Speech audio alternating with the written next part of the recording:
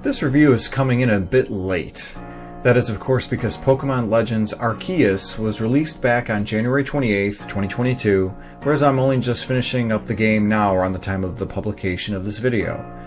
I have over 30 hours into the game and have just finished beating Palkia with my trusty Dialga, Diamond Clan represent, and I am preparing to tackle the post-game content in working and finishing out the Pokédex, maxing my favorite Pokemon to level 99 and getting my full 10 stars. Would you believe that this is my first Pokemon game that I've ever played? Well, technically that's not true. I joined my friends in the summer of 2016 on the Pokemon Go craze that swept the world. Walking around and catching Pokemon encompassed some of the spare time that I had then, so I suppose that Pokemon Go was my first Pokemon game. I stopped playing it after that summer ended, but to this day some of my friends still play it. Now that's dedication. Now I'm not sure if Smash Bros. Counts as a Pokemon game, as I've been playing that since the Nintendo 64 iteration back in 1999. My friends and I play with items off, and none of my mains are Pokemon, although Incineroar can be stupid fun to play as. Of course, Smash Bros. Probably counts as much of a Pokemon game as it would a Mario or a Zelda game, which of course it doesn't. It's more of an homage to these series and video games in general. Being from the US, I first heard of Pokemon in the January 1998 issue of Nintendo Power, then continued to read about it in future issues in the coming months. It first discussed them as pocket monsters, but then quickly gave the moniker of Pokemon as we know it today. The idea of two versions, a red and a blue, each featuring monsters that would be common in one being rare in the other, was very intriguing. I loved the idea of being able to trade these monsters with a friend who would have the other color, although I really didn't have any friends that liked these type of games like I did at that point in my life. I debated getting into this game, but I ended up deciding that it just wasn't enough to capture my interest. I also noticed the aesthetic for the game, and really a lot of Nintendo games in general, were starting to gear towards children, and at the time I was a high school freshman, so I had my reputation of being unpopular and not talking to girls to worry about. As I got older, more matured, and started to give no I still never got into Pokemon. One of my good friends, Jason the 13th, has been into Pokemon since this early time, never missing a game in any of the generations. I think he probably finds it funny that I'd been texting him from time to time while playing Arceus, asking him what Pokemon he used his Grit Gravel on, and if spending money expanding my satchel was a good investment. He knows I'm a sucker for a good open world game, and that's what Arceus is, more or less.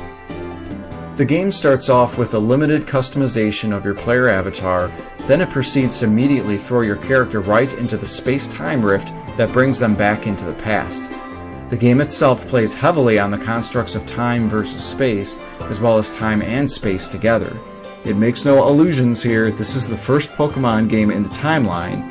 It's the Skyward Sword to the Zelda series. Side note, you'll be hearing me make a lot of these comparisons. I wasn't lying when I said it was my first Pokemon game. This means that there are no gyms and constructs built on the symbiotic relationship between human and Pokemon. In fact, many of the people in Jubilife Village actually fear the Pokemon for varying reasons depending on the person. Your character will spend the time moving from being out in the field, catching or battling Pokemon, completing various predetermined tasks listed on the Pokédex, and going back to Jubilife Village for rank promotions. These promotions allow you to control higher level Pokemon and make better types of Pokeballs. It surprised me how dark at times the plot would get as it pertains to the treatment of the main character, yet at the same time it was a good way the game handled the otherness of said character falling from the sky into their world was. I expected this and other similar RPG tropes in a game geared towards more older individuals, yet I was pleasantly surprised to see it here. Don't get me wrong, there are plenty of aspects of the game that show it was meant for kids, such as some of the silliness and jokes that are peppered throughout the main story. The gameplay is meant to be simple. As mentioned, your time is split being out in the field attempting to throw and catch Pokemon with Pokeballs, or engaging them in the field through battle. Attempts to catch Pokemon in the field are aided with food to distract and feed the Pokemon, stealth items like smoke bombs to hide and catch them off guard, or stunning items like spoiled acorns to shock Pokemon so you can either catch them or just run away. There are a set of different types of Pokeballs that allow catching Pokemon easier depending on the type. My own 3-month experience with Pokemon Go told me that Great Balls were better than regular Pokeballs, and Ultra Balls, of course, being better than Great Balls. I had no idea what the Feather or Heavy Balls were. These make it easier to catch flying Pokemon and heavier Pokemon, respectively. Being a big RPG nut, I loved getting into the battle system. You engage in a battle with a wild Pokemon by throwing out whatever Pokemon you have in your own possession. They begin their turn-based battle one-on-one, much like how battles were in Dragon Quest I. You can see the order of whom will attack by hitting the Y button, and this is much like the attack order from Final Fantasy X. Also much like the Saga series, I know this from Final Fantasy Legends Game Boy entries, each Pokemon has a number of times they can deploy a certain move. Every Pokemon can have up to 4 moves. They have the ability to learn more, and you can change their moves in the menus before or after battle. Do note that if you run out of charges for moves, you'll need to find a camp to rest or use an item like an ether. The first Pokemon to run out of hit points loses. If the wild Pokemon runs out first, the player gets an item from the Pokemon, and a part of the Pokedex for beating the Pokemon is checked off, if applicable.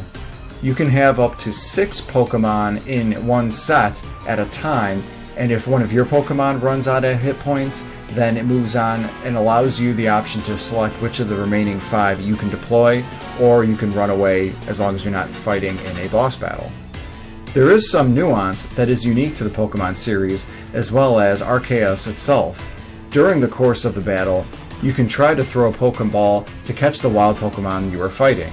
You'll have an easier time to catch the Pokemon if they have lower hit points and or are afflicted with a status like being paralyzed or drowsy. If going for the lower hit point catch, watch out if the Pokemon uses an attack like Double Edge, because they might just kill themselves trying to hurt your Pokemon. Also note that you cannot catch another person's Pokemon if you're in a one-on-one battle. What I loved about the system is the complexity of the many elemental assignments for both the Pokemon's moves as well as the Pokemon itself. The nice thing about Arceus is that it tells you how effective your moves will be against the Pokemon you're battling. Another unique aspect to Arceus is if your Pokemon has mastered the moves, they can perform either agile or strong versions of that move. Agile moves increase your Pokemon's speed, possibly increasing the amount of turns they could get, but they then deploy a weaker attack. Strong moves are the opposite, decreasing your speed and almost assuring your opponent will get 2 moves in a row, but unleashing a much stronger move.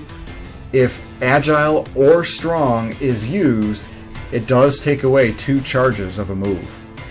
My gripes with the battle system are that I hate the low RNG that it is to catch the Pokemon in battles. Sometimes a number of my own Pokemon will lose all of their hit points when I just try and catch a somewhat strong Pokemon, even with said Pokemon having very low hit points and being afflicted with a status like Drowsy. Jason the 13th has noted that sometimes Pokemon in late game will often get multiple turns not dictated on the turn order. Additionally, he feels that low-level Pokemon opponents' attack power is way too strong when they attack the main character's high-level Pokemon. I've noticed this myself to a point. I've also noticed that it's very easy for the enemies and myself to one-shot kill each other, and often it becomes whoever gets their turn first being the one who will be alive or not fainted. This is especially the case when I'm battling against alpha Pokemon. Battles against the frenzied Pokemon nobles use a more action RPG based battling system. I felt these were pretty cool because the main character is reliant on themselves to use projectiles called bombs to lower the enemy's hit point bar to near nothing so they can be beaten. It wasn't until I had beaten 4 of the Pokemon nobles that Jason the 13th told me you can apparently use your Pokemon to fight them via the standard turn-based battles. I took advantage of this on the 5th Pokemon Noble. The game will apparently say when you can deploy your Pokemon. If you beat the Pokemon Noble with your Pokemon, it doesn't end the larger action RPG battle itself.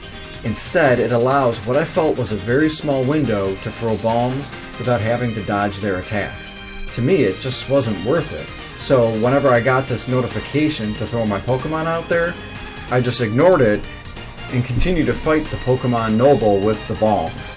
Overall, it's a nice change from the standard battle format. It also isn't too hard, as any person who has played an action RPG knows it's all about memorizing boss patterns for victory.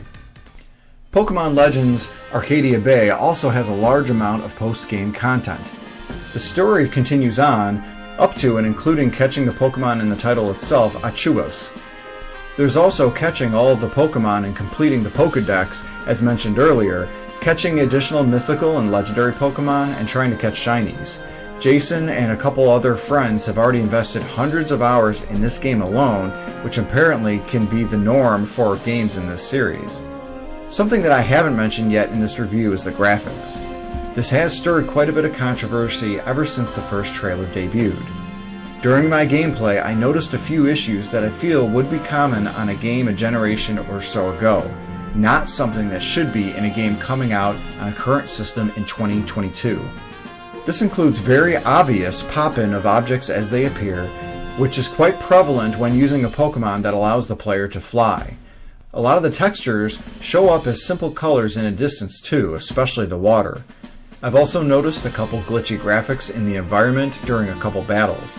Finally, when inside caves, many of the characters have an odd white outline that surrounds them. This doesn't look intentional either, as it doesn't surround the characters evenly.